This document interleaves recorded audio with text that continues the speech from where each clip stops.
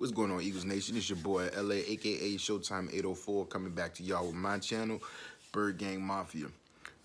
For all of those who have already, thank you for liking and subscribing and commenting. You remember to tell a friend to tell a friend to tell a friend so we can keep this Mafia train going. Anybody that's new that's starting to watch this, always like, comment, and subscribe. I got to do this with y'all, so can't do it alone. We had a tough breaking loss Sunday afternoon. I'm seeing a lot of like coaches and players, they're content with the moral victory. Me, on the other hand, I don't think there's no such thing as a moral victory in sport. It's just either you win or you lost. You know, almost won this game, or we played hard, doesn't win you a championship. But it was nice to see some kind of fight in them. I always expect the Eagles to win, but sometimes realistically, I know it's not going to be feasible for that to take place. This was one of those games. I wanted them to win, but did I really think they were going to? Not really, just because of the tall task we're up against, especially with all these injuries that we're facing now. Like I said, they said 24 players are injured or designated with an injury. 14 players are now on injured reserve. And you're asking a lot of a football team to overcome those type of injuries, especially with the limited resources that we've had this year, being with no off season. It was hard to gauge a lot of talent. You normally start off with 90 guys on the roster, and you kind of trim those down so that way you can see, you know, what type of players that you have and what kind of skill set that they do possess. But without a fair offseason, we were cheated out of that to evaluate some of the players that are on this roster. Looking back at this game, again, another issue. Nate Gary, I don't know what it is about him, why they do not feel that he is not a starting caliber linebacker in the NFL. There were plays where we see him with A-gap responsibility, and instead of just running to that gap, he runs directly into a blocker. And that kind of gave the running back, or Lamar Jackson, the ability to cut back because his instincts are terrible. He's always the last one to the play. He's the last one to the party on a lot of occasions. And this is your middle linebacker. You want your middle linebacker, you know, tough and instinctive, with a nose for the football, but he just doesn't have that. It's just, and it's not him. It's more so on the coaches for keep putting him out there to try to hope that he's gonna find his way and he's gonna, you know, become something that he's not. Another issue we have is whoever decided that Jamon Brown was a good option at right guard. I hope that we never have to see him dress ever again. But this goes back to some of the points that I made in my previous videos with Howie Roseman and his lack of being proactive towards the roster. We now just lost Jack Driscoll for a couple of games. Lane Johnson's ankle is still in the air. Matt Pryor's also questionable moving forward. And we don't have any viable options. The depth is gone. All of our depth is now starting, with Jason Kelsey being the only starting player from the offensive line since opening day. And being that we have a short week against the Giants, we don't have a chance to bring anybody in because, like I said, the game's on Thursday. So we have, what, 2 days? Most of your roster moves are made on Tuesday. You want to get somebody acclimated with a playbook. So it's going to be somebody that we recently cut off of our practice squad or what have it. But again, we're just waiting too late. Now, Brett Top had to come into the game. Given the circumstances, he didn't play bad as Jamon Brown. He was bad, but that was his first action. And that's what I said in my last video. We don't have time for guys to try to get their feet wet because this is the first time that they're seeing any type of NFL snaps. And then they're thrown in to the Wolves against a top-rated defense like the Baltimore Ravens. And that defense, they were headhunting. And it's growing frustrating seeing Doug and the other coaches just putting this team in position to fail. Doug's clock management and situational football is below average.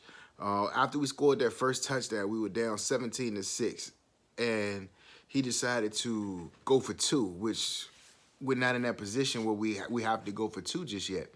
We needed more points on the board before we started to look for those extra points on the field. We just need to take the points that are needed. Another time we were down, and he decided to go for it on fourth down. On the Ravens side of the football, we were in field goal range, and we didn't take the points there. But we asked Jake Elliott to come in and save us again with a 54-yard field goal. And he's getting a lot of criticism from the fans as well about, he's 10 for 18 and 50-yard field goals since 2018. But context comes with that, because Sunday, that 54-yarder was his only attempt.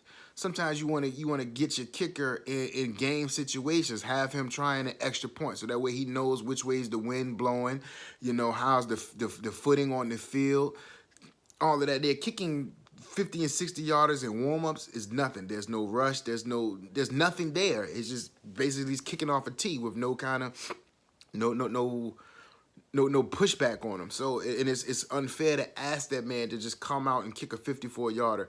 And it's almost like Doug is playing with our intelligence in certain situations, where it's like, towards the end of the game, we criticize Doug for not attempting a 64-yarder, and other times where, 57-yard field goals, these far distances that we're just asking a kicker to just come in and try to save us. And it's all like, Doug, well, I attempted to kick, he didn't make it. And he's hanging his kicker out to dry, but he doesn't hang out other players out like that. The offense,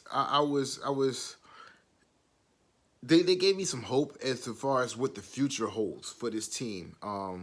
Travis Fulgham is the real deal. This is 2 weeks in a row he's gone against top-notch or top-caliber defensive backs, and he didn't shy away from the competition on the field. He kind of elevated himself as well. So it's given us some bright spots, and I don't want to see him lose what he's gained so far, as with a chemistry and a presence with Carson Wentz, and to have to take a back seat just to some veterans who are highly paid. They've been getting this money sitting on the bench. We've been losing without them, so if we're going to continue to lose, don't worry about playing those guys. And it's just it's mind-boggling, because we see some of these guys that come up with the loser limp. Now, I thought that was the case that would happen with Miles Sanders when he broke that 74-yarder, and then he eventually fumbled that football. And then the next play, he didn't come back in the game. He was hurt. We call that the loser limp, where somebody makes a mistake on the field, and the next thing you know, they're injured. We saw that a lot with Sidney Jones. Sidney Jones used to get beat on a deep route. Ronald Darby would get beat on a deep route, and the next thing they want to say is, "Oh, I'm hurt, my hamstrings," and you can't really question that. Because you can never question somebody's injury, the totality of an injury or the severity of an injury. And I thought that was the original prognosis with Miles Sanders. I'm more confident that that's actually what happened with Zach Ertz, because Zach Ertz, he's hearing the buzz in the streets about, people want him gone, they want him traded because he's not living up to his expectation. Now, with his ankle injury, he's scheduled to miss the next 3 to 4 weeks. So what that does is it pushes him past the trade deadline. So you can't trade injured players. So he kind of forces his hand to stay here another year. But in the offseason, I really do think it's time that we move on from Zach Ertz. Now, with Dallas Goedert being gone for the last 3 weeks, this was Zach Ertz's time to kind of flourish without that other tight end looking over his shoulder. But he succumbed to the competition. He didn't live up to expectations of what we know he was. We often argue that Zach Ertz was a top 3 tight end in the game, and to have under 200 yards through your first 6 games of the season is not warranting this contract extension that he's basically begging for. So, and if we give him that contract, then that is a big failure to the organization and to the other players on the team, because we should only be paying for, success, not what have you done for me, what you did in the past. And we can't keep rewarding that kind of behavior. It's we got to move forward, and that's why we're in this salary cap hell that we're in right now, because we've paid guys based upon their past performances and not what they're going to do for us in the future. Because we got a lot of young talent that we need to lock up. We're going to have to pay Josh Sweat. Josh Sweat and Derek Barnett, I feel they are going to be our defensive ends for the future. So we're going to have to go back to Brandon Graham and try to get some money back from him if he wants to stay. Fletcher Cox is another one. I think, he's just not showing what $100 million defensive tackle is supposed to do. We hear about Aaron Donald, and Aaron Donald is rightfully so earned all of his money that he's gotten on his $100 million deal. And we just too many times we'll hear flashes of Fletcher Cox instead of just outright dominance. But moving forward, like I said, we got the Giants this week, and with no Miles Sanders, we need to bring up one of those running backs. I'm not confident in having Boston Scott and Corey Clement, take the bulk of those carries. We've seen what they can do, and it's not good. And I hate this next man up mentality. Yes, that is a common goal which you have in sports, because you can't worry about the guys that are hurt, but your next man up actually needs some talent. And with both of these guys, Clement and Scott, they're averaging under 3 yards a carry. That's not good. So we're going to lose off of some production. And after the Giants, we've got the Cowboys, and then we get the Giants again after a bye week. We just got to do something different. And it's a reoccurring thing that we just keep asking for something different. And something different isn't coming. And with Jim Schwartz this week coming up, it scares me because for the most part, he called a good game against Baltimore, but it's heartbreaking watching when we play other teams and the way they attack the line of scrimmage. Like that Baltimore game, we would see 7, 8 men on the line of scrimmage, everyone attacking the line of scrimmage, not sitting back waiting to see what the offense is going to do. We were challenged every second of their ball game, and we don't get the same thing from our defensive coordinator, and it's very heartbreaking because we just wait to see what other teams are going to do. Then we kind of react off of them and not adjust to try to make them force their hand. And with Daniel Jones coming in, he's probably going to look like an all-pro because of the way Jim Schwartz is going to call this game. Now, I hope he doesn't, but that's just the nature of what we deal with. And like I said, with guys coming back off of injuries, we can't just force them into the roles. Because I saw that happen this Sunday. They said Vinny Curry was back, and we saw lesser Jannard Avery. I did not want to see that take place, but it happened. Hightower, it kind of demoralized everybody on that first drive of the game when he dropped that 50-yard pass. But as you can see, he bounced back. He caught one later on in the game. I believe it was like 47 yards.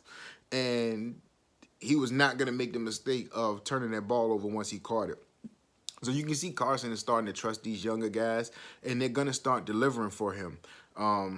That touchdown to Jeremy Kroom, I had no idea who he was or where he came from. I had no idea he was even active for game day.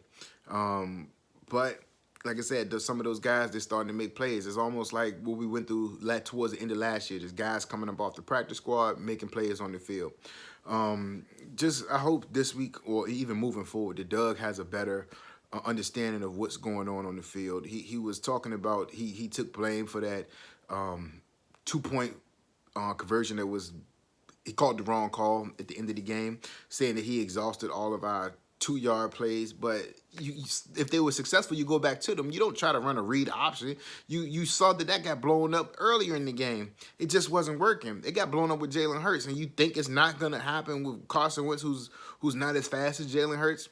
You pay a quarterback $100 million, so you want him to have the ball in his hand to win the game, and we just didn't do that, and it's growing more and more frustrating to see the same old, oh, we got to do better, I made a mistake on this play, and we don't believe this team, there's so much fight in this team. We just want to see the wins. We're tired of seeing the moral victories, these one-score games. It's just time to get a win. So I'm gonna drop another video later on this week. Like I said, it's a short week. Let's try to get this dub.